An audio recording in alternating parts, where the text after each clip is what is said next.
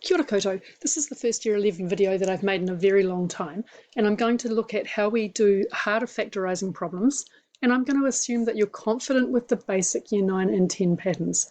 Now, if you're not, there are videos on our Google Classroom and also on my YouTube channel that go over how we do simple factorising. I've put one of those examples in here to get us going, but from there I'm going to crank it up reasonably quickly.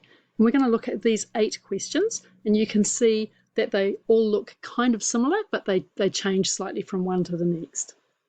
So when we factorise, I'm just doing one really basic example from year 9. For example, if I had 3x plus 15, what I'm trying to do is to write it in the form something times something else. And factorising will usually have brackets in it.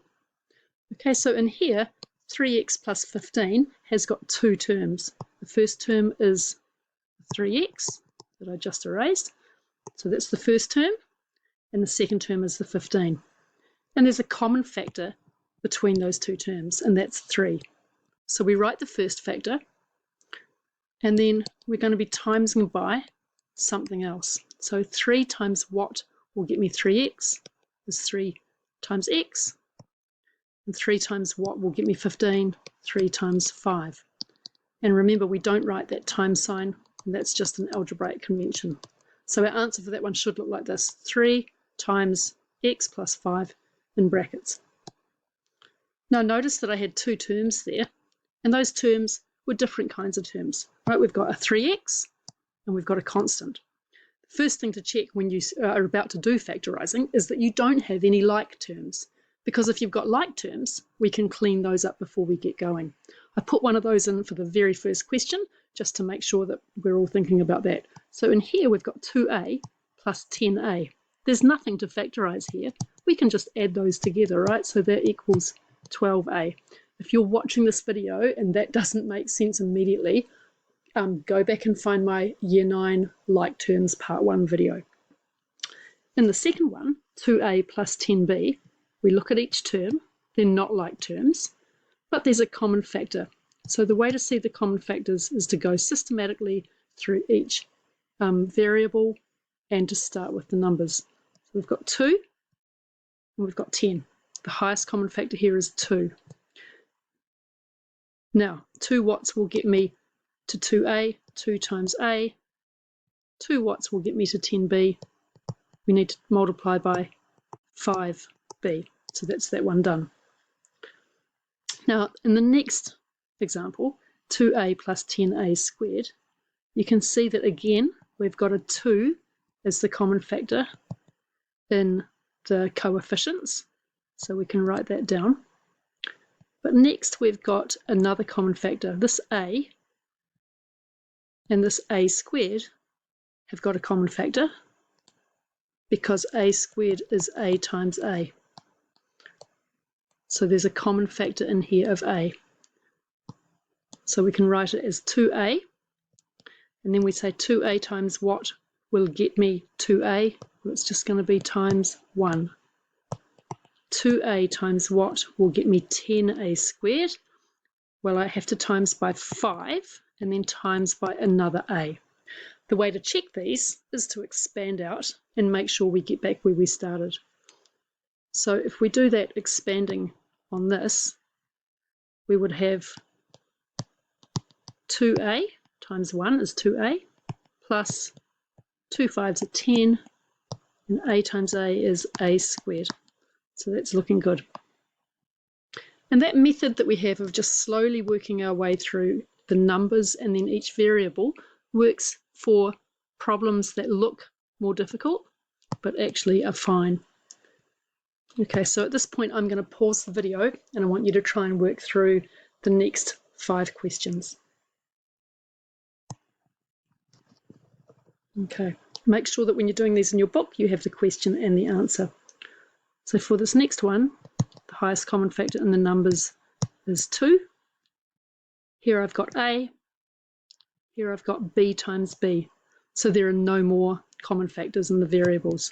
So my answer is going to be 2 times a plus 5b squared.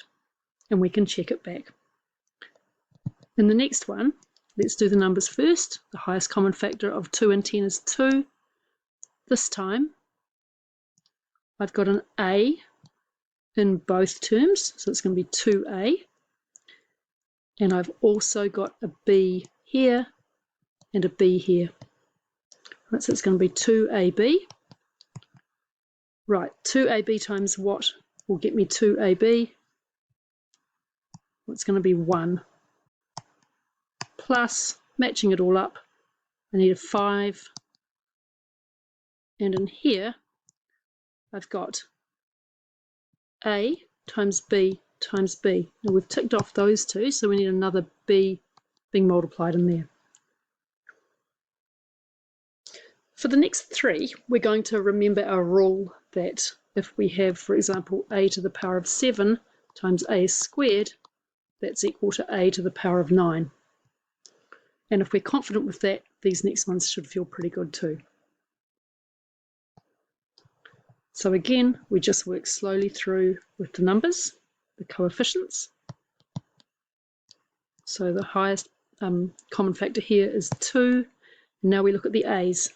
Well, I've got a to the power of 8, and I've got a cubed. So the highest common factor here is the a cubed. Now we look at the b's. We've got b to the power of 4 and b squared. So the highest common factor of those two is b squared.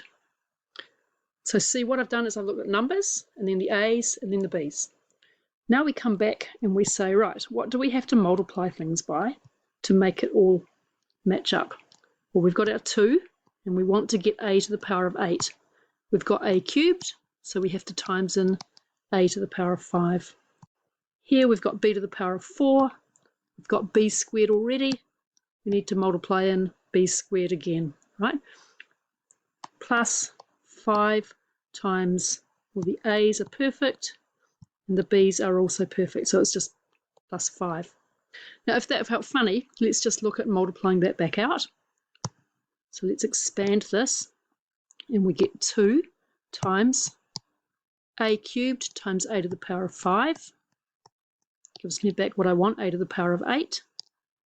B squared times b squared gives me b to the power of 4. Plus 10 a cubed b squared. And you can see that that matches exactly what I wanted. Right, but you can always check these. If you're sitting there and you can't remember if you've got it right, you just expand it and make sure that you haven't mucked it up. Okay, on to the next 2.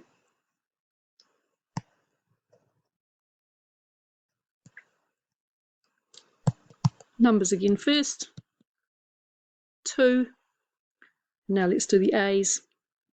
Now the only difference between this one and this one is I've chucked in an extra variable. So with the a's, the highest common factor of the a's is a cubed. The highest common factor of the b's is b squared. But this time I've got a c. So there's a c here, but there's nothing out here. So that's not going to be part of this common factor out the front. Working through it to get it all to work now, we've got 2 times a to the power of 5 times b squared, and I have to times in my c, plus 5 a cubed b squared. So that's my final answer there. And in the last one, just to crank it up a little bit more, I've put in a d here as well as the c here.